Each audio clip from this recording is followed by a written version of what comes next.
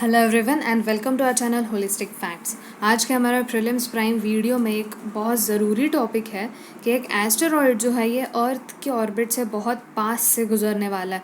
तो ये क्या अर्थ को हिट कर सकता है? अगर उसने अर्थ को हिट किया तो कितना डैमेज हो सकता है? ये नासा ने जो अभी बताया था हमें कि आज मतलब 6 जून को 2020 में ये जो एस्टेरॉयड है ये अर्थ के ऑर्बिट के काफ़ी करीब से गुजरने वाला है। तो इसके बारे में हम जल्दी से जान लेते हैं। अब यहाँ पे ऐसा नहीं है कि इसके पहले एस्टेरॉयड ने अर्थ को हिट नहीं किया है, तो तब क्या हुआ था हम एक बार देख लेते हैं। तो यहाँ पे अर्थ पे और ऑल्सो मून पे कई सारे हमें एग्जाम्पल्स है, जैसे कि क्रेटर्स दिखाई देते हैं हमें। जो यहाँ पे मून पे जो डिप्रेशंस दिखते हैं वो वही होते हैं। जो क्रेटर है वो एक काफ़ी अच्छा एग्जाम्पल है कि वहाँ पे एस्टेरॉयड हिट हो चुका है।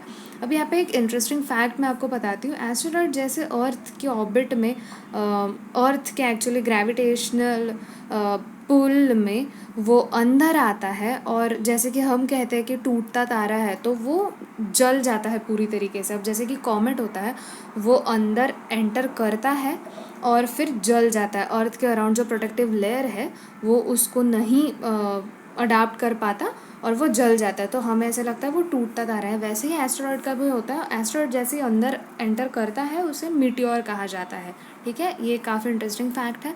अब यहाँ पे हमें ये जानना है कि इसके पहले एक 65 मिलियन ईयर्स अगो एक एस्टेरॉयड ने हिट किया था, और तब ऐसे हो गया था कि उसने जो सनलाइट थी उसको कम्प्लीटली कट ऑफ कर दिया था। इतना ज़्यादा मॉइस्चर और डस्ट फैल गया था एटमॉस्फेयर में, और वो स्टैगनेंट था। ठीक है, लेयर बन चुका था डस्ट का और मॉइस्चर का, तो वो कहीं नहीं जा रहा था, वो वैसा ही लेयर था। कम्प्लीटली सनलाइट ब्लॉक हो चुकी थी और टेम्परेचर बहुत ज़्यादा लो हो चुका था। इसके वजह से डायनासोर का एक्सटिंक्शन हो चुका था।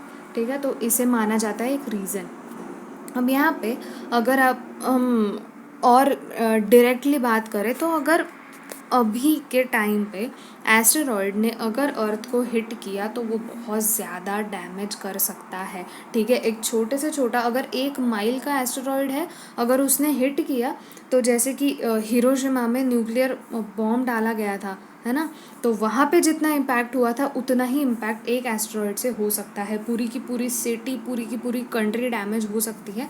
तो एस्टेरॉयड कितना भी बड़ा हो, वो जैसे ही हिट करेगा it is likely to wipe out our entire population on our planet.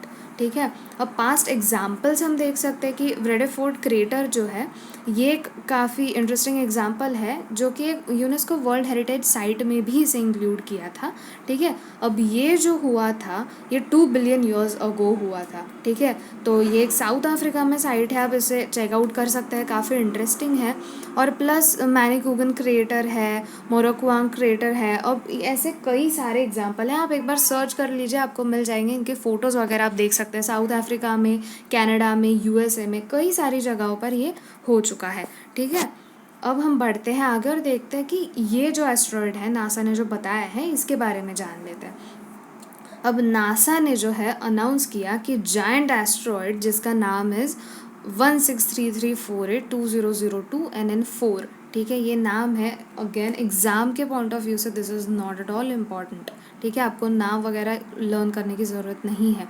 is expected to pass Earth on 6th of June 2020, approaching the Earth within the safe limit of distance। तो ठीक है, ये safely अर्थ के पास से गुजरने वाला है। ये जो शुरुआत में ये जो है ना, इसे आप देखिएगा कि ये अर्थ की ऑर्बिट है और ये उस एस्टेरॉयड की ऑर्बिट है, तो हमें कोई डरने की बात नहीं है। We are safe right now. तो फिर अब हम आते हैं हमारे पॉइंट पे। तो ये जो एस्टेरॉयड है इसे डिस्कवर किया था इन जुलाई 2002 में। ठीक है, तो फिर ये जो एस्टेरॉयड है इसे नियर अर्थ ऑब्जेक्ट कहा गया है और इसे पोटेंशियली हैजार्डस एस्टेरॉयड के नाम पर क्लासिफाई किया गया है। तो ये दोनों चीज़ें हम आगे डिस्कस करेंगे। ठीक है, अब सबसे पहले हमें ये जानना ज़रूरी है कि एस्टेरॉयड क्या होता है। ठीक है, क्या कंपोजिशन होता है उसका। Asteroids orbit the sun and are small bodies in the solar system. ठीक है, they are made up of metals and rocks. अब यहाँ पे इनकी जो एलिप्टिकल ऑर्बिट होती है वो थोड़ी शॉर्ट होती है। ठीक है, they do not produce tail atmosphere. ठीक है, अब यहाँ पे जैसे कि मैंने कहा कि कॉमेट जिस तरीके से अर्थ में एंटर करता है और फिर वो जलता जाता है, तो ऐसे उसका टेल लाइक स्ट्रक्चर हमें दिखाई देता है। जैसे ही कॉमेट पास कर रहा होता है उनका ऐसे पीछे टेल लाइक स्ट्रक्चर दिखाई देता है। ये एस्टेरॉयड नहीं करता, ये एक डिफरेंस है एस्टेरॉयड और कॉमेट में, ठीक है। They do not produce coma और tail. The asteroid belt is a region in the solar system between the orbits of Jupiter और Mars. मार्स और जुपिटर के बीच में एक ऑर्बिट है जहाँ पे एस्टेरॉयड बेल्ट है। आप ज़रूर ये सर्च कीजिएगा, ये बहुत ब्यूटीफुल दिखता है, ठीक है। अब यहाँ पे नियर अर्थ ऑब्जेक्ट क्या होते हैं? Near earth object are comets and asteroids pushed by gravitational attraction of nearby planets into orbit.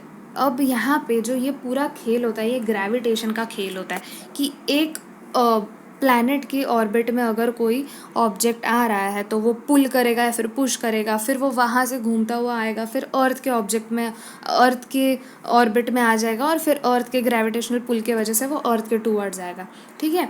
These objects are compose mostly of water ice. अब जैसे कि एस्टेरॉयड को एक डर्टी स्नोबॉल भी कहा जाता है, ठीक है। तो ये एक आइसी बॉडीज होती है एम्बेडेड विद डस्ट पार्टिकल्स, बहुत ज़्यादा डस्ट पार्टिकल्स होते हैं। Near earth objects occasionally approach close to earth as they orbit the sun। ये भी सन को ऑर्बिट करने के लिए जाते हैं और उसी की वजह से अर्थ के कई बार बहुत पास से गुजरते हैं। NASA's centre for near earth object study, this is very important for our prelims examination, alright.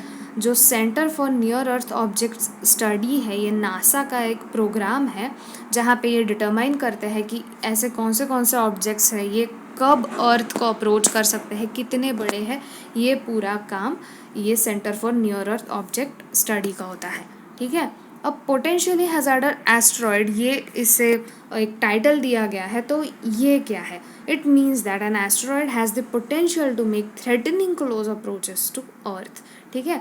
The distance is calculated in AU, that is astronomical unit. तो एस्ट्रोनॉमिकल यूनिट क्या है कि distance between earth and sun, ठीक है, that is 150 million kilometre. तो इसे astronomical unit कहा जाता है।